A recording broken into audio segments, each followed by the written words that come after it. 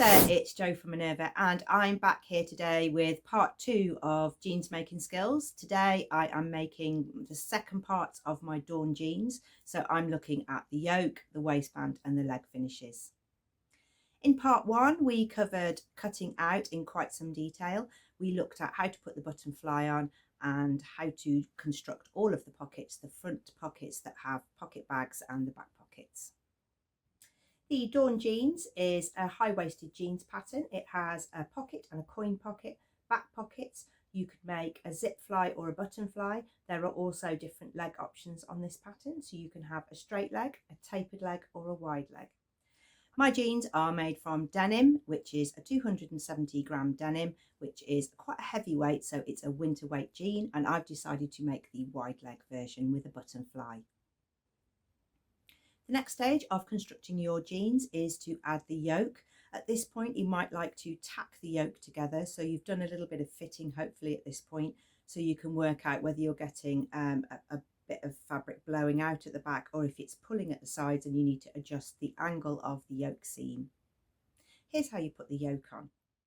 Take your yoke pieces and make sure you've got them the right way up. You do that by matching the notches, and you attach the yoke to the top of the back leg pieces. Match the notches. One end will sort of stick out a little bit more, and there is a slight curve to that seam edge, and sew that at 1.5. I've made mine really accurate so my yoke pieces match up.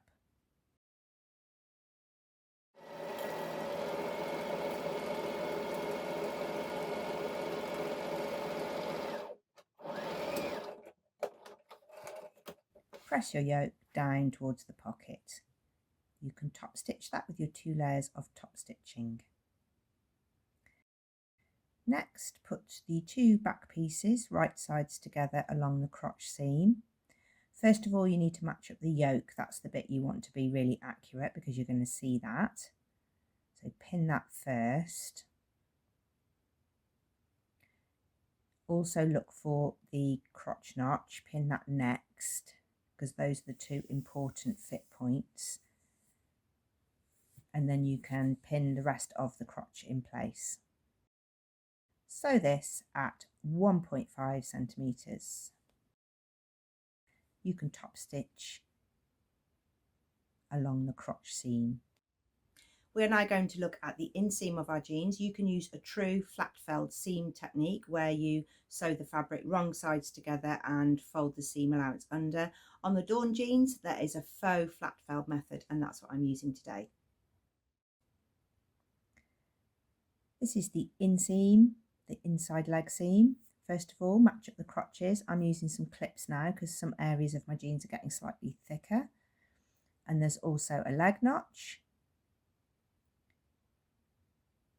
So I'm going to pin the rest of this together.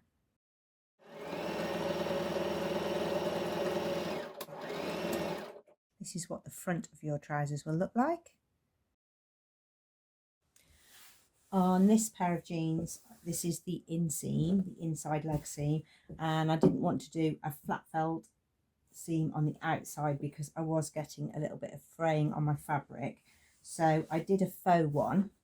So I sewed the fabric right sides together, ran the seam, and then I did 1 row with top stitching thread, and you can't see it, but so that I get the strength from the felled seam, I've added a 2nd row of my matching thread. So I've got a regular matching thread and then a row of top stitching thread because they're quite a big wide leg jean. So I've already got quite a lot of big features. I've got big feature pockets, I've got wide legs, so I've kept the inside leg seam quite simple with 1 row of top stitching, and that matches my 1 row that's on the back.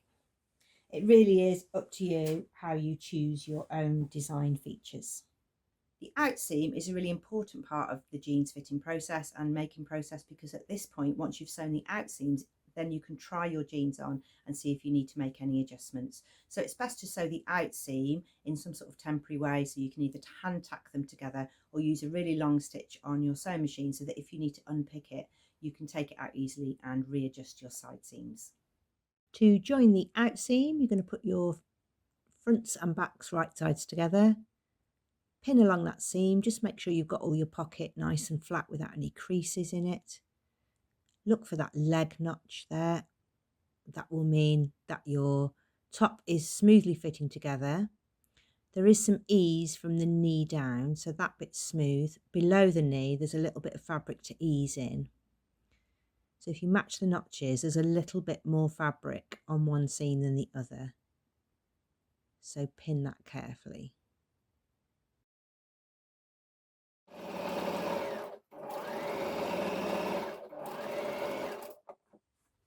Okay, it's time for my first fit.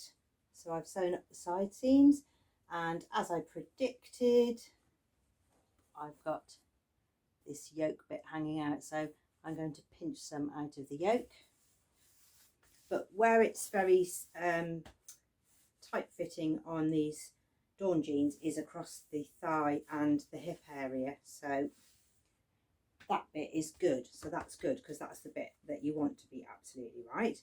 The legs are miles too long. I'm going to have to cut those off, but that's okay with a straight leg. If you're making the tapered leg, then you will need to have measured your inseam to get your leg length, because you might need to make sure that where you alter the length of your trousers is from the knee down, so you don't just take off the bottom and move the position of the knees. So my fly is all fine. My yoke and waistband is too big, but the hip and thigh fit is great, and when I sit down, I'm not losing that down my back, it's staying in position. Also, I've got my 1.5-inch waistband, which will go on top of here.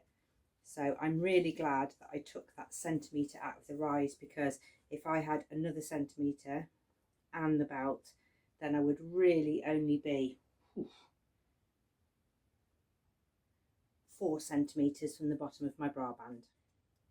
So from my first fit, I learned a couple of things. I took a wider seam on the back yoke of 2 centimetres, so that's got me 1 centimetre smaller.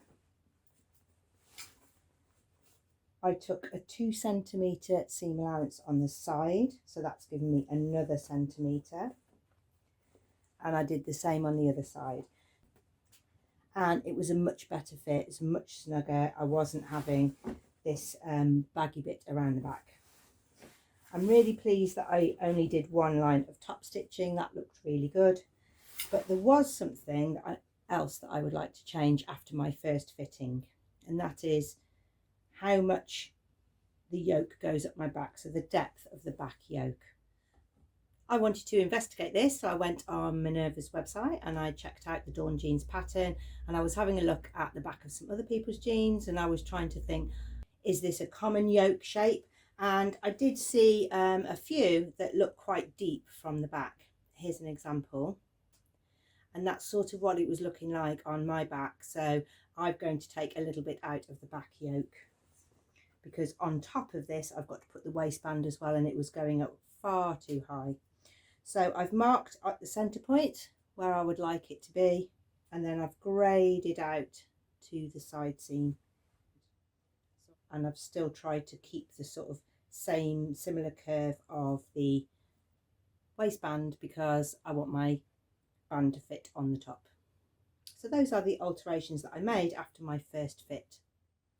Next, you're going to top stitch those side seams, so it won't be all the way down because you can't get that under your machine. So let's have a look at how we top stitch the side seams. To finish the side seams, you're going to press those side seams open so that all the seam allowances are going to the back, and then you're going to top stitch with your top stitching thread just from the top of the waist down to the bottom of the pocket bag, and it stops the pocket bag flapping around inside your trousers. So you can put a little bar tack at the end as well, because that's also the biggest stress point of your jeans across the fitted hip.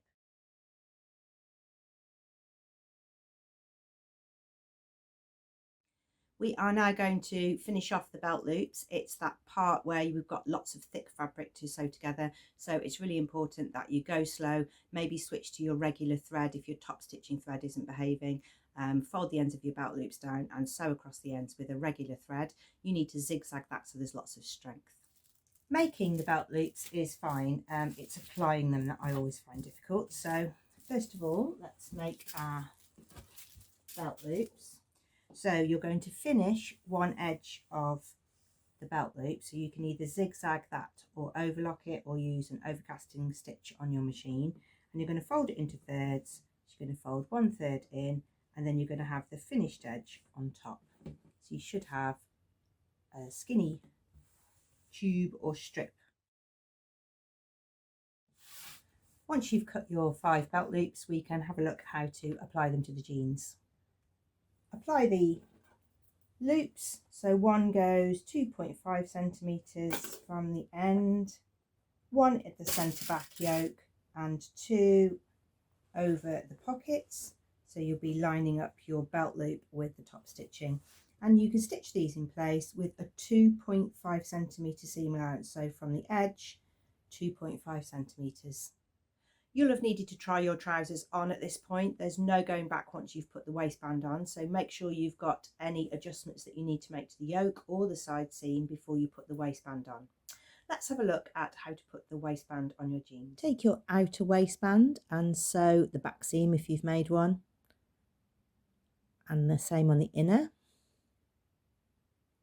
If it's one continuous piece, then you can just use the notches to put it onto the trousers. One of those pieces might be interfaced depending on if we want a firm or soft waistband. First of all, line up the centre back seam and pin that in place, and then match the notches around the rest of the trousers. Just be careful that you get the belt loops nice and flat. You don't want those flapping down. You want all of the raw edges together. Again, I'm using clips because everything's getting a little bit thicker now. You'll know that you've got your band the right way round because you'll have a little bit sticking over the edge. Sew all the way round. Then take your inner waistband and fold that up by 1.5 centimeters and press. Now you can match up the waistbands. Start again with the back and work your way round. Right sides together, sew. Once you've sewn it on, you have a 1.5 seam allowance, and that inner waistband will roll over to the inside, and your folded edge will conceal all of the seam allowances and raw edges. Next, layer out some of that waistband seam. I've chosen to take the denim piece out, and also work the corners. So if I tried to flip that out, there's too much bulky fabric inside there where I want to put a buttonhole. So I'm going to trim off the corner and take a little bit off the seam allowances around that edge, especially there, because that makes quite a bulky bit where I want to put my buttonhole or button.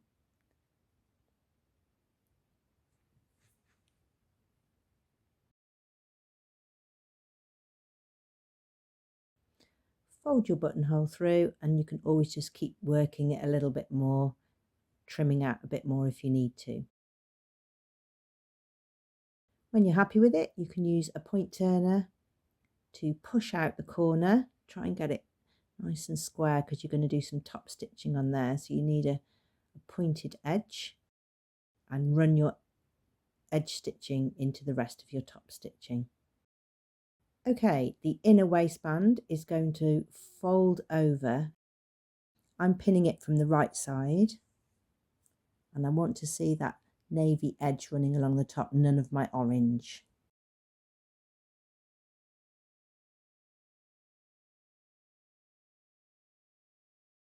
Not like this. Keep it really well turned under. I've tacked this waistband on for a couple of reasons.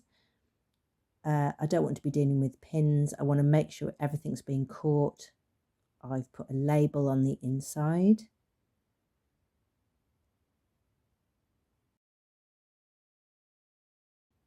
And I've top stitched around.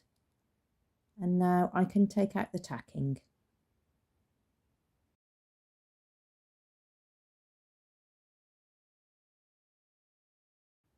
Next, we're going to work on the belt loops.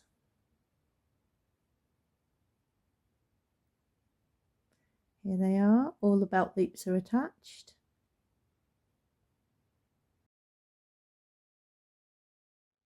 The last thing to do is to mark your hems. Obviously, you're going to need to try them on and make sure that you've got them just where you want them, especially the wide leg version, because I'm having mine to the floor, but you can also make them a shorter length.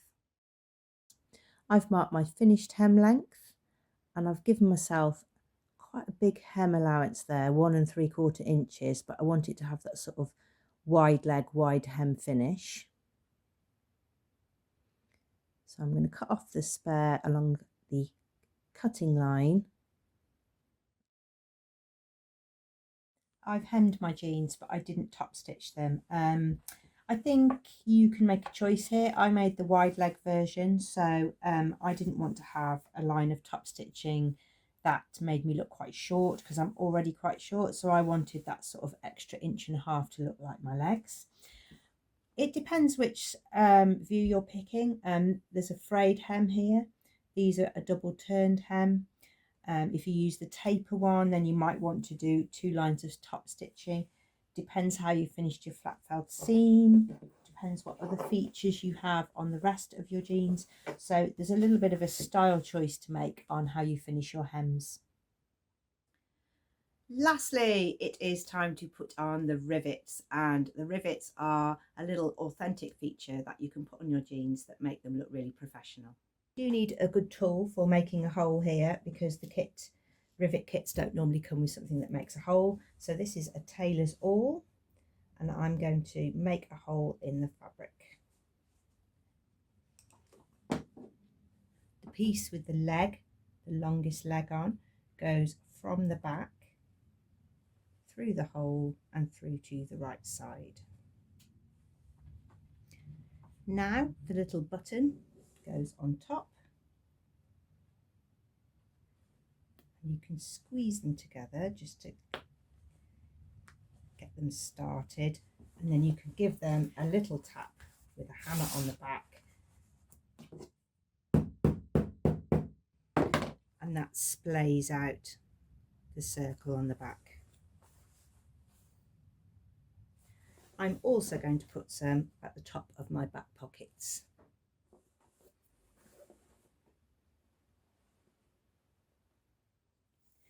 My last little finishing touch is a leather label, which I've treated myself to, and this goes over the right pocket, past the belt loop, and sort of halfway between the distance of the back pocket.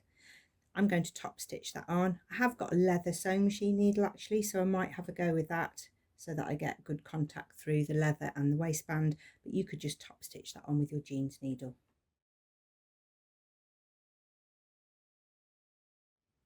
If you fancy the Dawn jeans pattern, but denim isn't your thing, then maybe take a look at some of our other fabrics. So fabrics that you could look out for are a drill, which is a sort of canvasy fabric. It makes a sort of slightly lighter pair of summer weight jeans.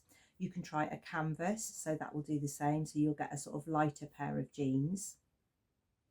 For winter, you could use cords. You could make a cord pair. Sometimes cord has a little bit of stretch in it, so check the product description. There are stable cords and there are stretch cords. When you cut out cord, obviously you're going to have a nap to deal with, so you definitely need to make sure that you get enough material. Or if you've really mastered the art of making this pattern, the Dawn jeans, you could try a faux leather, and you could try making like a faux leather pair of trousers. That would be really good. Again, if you're using different materials, then you need a different needle. So make sure that you get the right sewing machine needle for the right fabric that you're using. Well, I hope that Marathon Sew Along has helped you maybe make a decision about making some Dawn jeans, or having a look at some other jeans patterns if maybe that's not your style. But the techniques that I've shown you today can be used in lots of different jeans patterns. Do share your jeans patterns with us. We would love to see them, especially the back pockets and all the different features, so not just a picture from the front. And if you've made any alterations, that's also good to know. So in this pattern today, I made a small crotch adjustment. I must admit, I did make that adjustment by looking at other people's projects, because I noticed a lot of people had said that the rise is a little high, or they gave their measurements, and it really helped me to decide. So if you could post your makes back jeans, you'll be helping somebody else. You can head over to Minerva and check out joining our craft club, which is a really good call if you're going to do some jeans making, because there's quite a lot of kit for jeans, so you'll get a discount on your order. Thank you very much for watching. Do call again soon.